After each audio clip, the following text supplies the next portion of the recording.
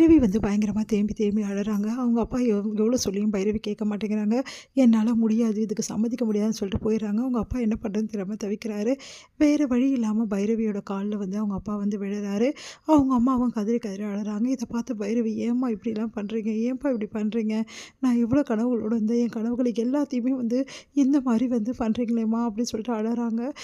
இவ்வளோ பெரிய வந்து தீராத பழிக்கு என்னை ஆளாக்கிட்டீங்களே, ஏன் வந்து காலில் விழுந்து ஏன்ப்பா இப்படிலாம் பண்ணுறீங்க அப்படின்னோடனே, இன்னைக்கு நான் என் காலில் விழுந்தது கூட பிரச்சனை இல்லைம்மா, நான் காலில் விழுந்தும் நீ என்கிட்ட கேட்கலன்னா அடுத்த நிமிஷம் நான் வந்து இந்த உலகத்திலே இருக்க மாட்டேன், இப்போவே நான் போகிறேன் இந்த உலகத்தை விட்டுன்னு சொல்லிட்டு போகிறாரு. அதை பார்த்து எல்லாம் அதிர்ச்சி அடைகிறாங்க.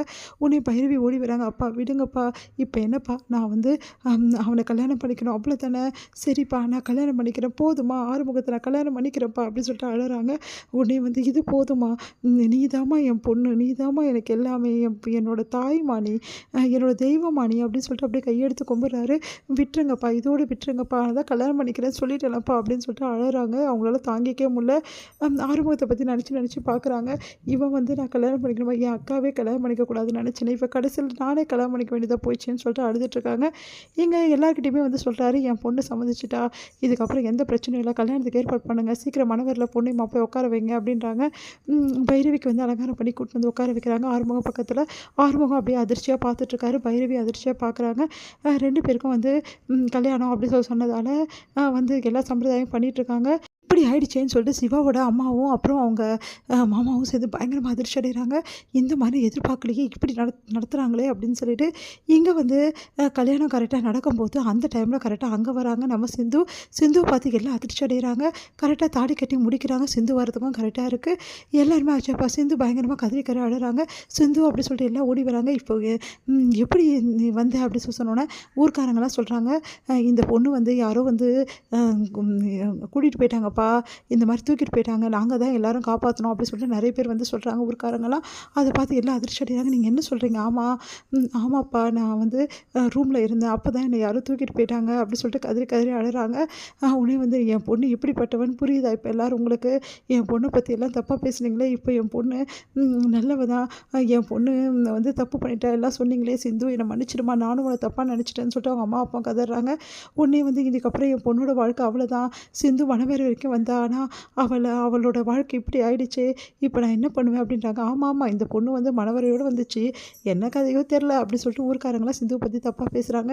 இதையெல்லாம் பார்த்துட்டு வந்து அப்படியே அதிர்ச்சி அடைகிறாங்க நம்ம வந்து ஆறுமுகத்தோட அம்மா.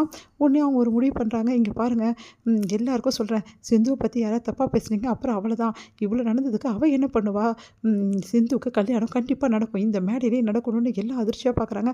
சிவா, நான் உங்ககிட்ட பிறந்ததுலேருந்து உங்ககிட்ட ஒரே ஒரு விஷயம் கூட கேட்டதில்லை, இப்போ கேட்குறேன் சிவா, இந்த அம்மாக்காக சிந்து கழுத்துல நீ தாலி கட்டுவியாப்பா அந்த பெரியம்மாக்காக அப்படி சொல்லிட்டு கேட்டோன்னே அதிர்ச்சி அடைகிறாரு. பெரியம்மா அது வந்து அப்படின்னோடனே, கட்டுவியாப்பா, நீ கட்டலைன்னா அடுத்த நிமிஷம் பெரியம்மா வந்து இருக்க மாட்டப்பா இந்த உலகத்தில், ஏன்னா எனக்காக அந்த அண்ணன் அவ்வளோ பண்ணியிருக்காரு, அவருக்கு நான் எதாவது பண்ணணும்னு நினைக்கிறேன் நன்றி கடனுக்காக, அதுக்காக தான்ப்பா சொல்கிறேன், அவருக்கு நான் வாக்கு கொடுத்துனேன்ப்பா, நீ வந்து அவங்க பொண்ணு கல்யாணம் நடக்கும்னு சொல்லிட்டு அந்த வாக்கை நான் மீறவே மாட்டேன், எக்காரனை கொண்டும் அவளும் என் வீட்டு மருமக தான், நீ கழுத்தில் தாலி கட்ட முடியுமா, முடியாதாப்பா சிவா கட்டுப்பா அப்படின்னோடனே உடனே என்ன பண்ணுன்னு தெரியாமல் தவிக்கிறாரு. ஸ்னேகா விரும்பினமே இப்படி ஆயிடுச்சுன்னு சொல்லிட்டு தவிச்சு போகிறாரு. இது எல்லாத்தையும் பார்த்து பயங்கரமாக அதிர்ச்சி அடைகிறாங்க சிவாவோட அம்மா. சிவா, இங்கே பாருங்கள், நீங்கள் உங்கள் மரியாதைக்காக சிவா வந்து தாலியெல்லாம் கட்ட முடியாது, என்ன நீங்கள் இப்படி பண்ணுறீங்க அப்படின்றாங்க. சிவா வந்து நான் தாலியை கட்டுறேன் அப்படின்னு சொல்லிட்டு தாலி கட்டுறதுக்காக சிந்து கழுத்தில் வராரு. அதிர்ச்சி அடைகிறாங்க எல்லாருமே. சிவா வந்து சிந்து கழுத்தில் தாலி கட்டுறாரு. எல்லாருமே ஆசீர்வாதப்படுறாங்க. அப்போ சிவா வந்து சிந்துவை பார்த்து சொல்கிறாரு, நீ தாலி கட்டிட்டா நீ என் பொண்டாட்டி ஆகிடுவியா, நீ ஆகவே முடியாது, வேணும்னு தானே வந்து எல்லாரையும் வந்து ஏமாற்றிட்டு இங்கேருந்து போனேன், உன்னை யாருமே தூக்கிட்டு போகல, எனக்கு நல்லாவே தெரியும், நீ வேணும் தான் எல்லாத்தையும் செஞ்சுருக்க அப்படின்னு சொல்லிட்டு அப்படியே பார்த்து முறைக்கிறாரு. உடனே வந்து இங்கே பாருங்கள், நீங்கள் என்ன பண்ணாலும் சரி, இதுக்கப்புறம் நீங்கள் என்ன சொன்னாலும் எனக்கு அதை பற்றி கவலை இல்லை, ஏன்னா நான் உங்கள் பொண்டாட்டி அப்படின்னு சொல்லிட்டு வந்து கெத்தாக வந்து சொல்கிறாங்க சிந்து. அதை பார்த்து அப்படியே அதிர்ச்சியாக பார்த்துட்டே இருக்காரு நம்ம சிவா. இதோட முடியுது.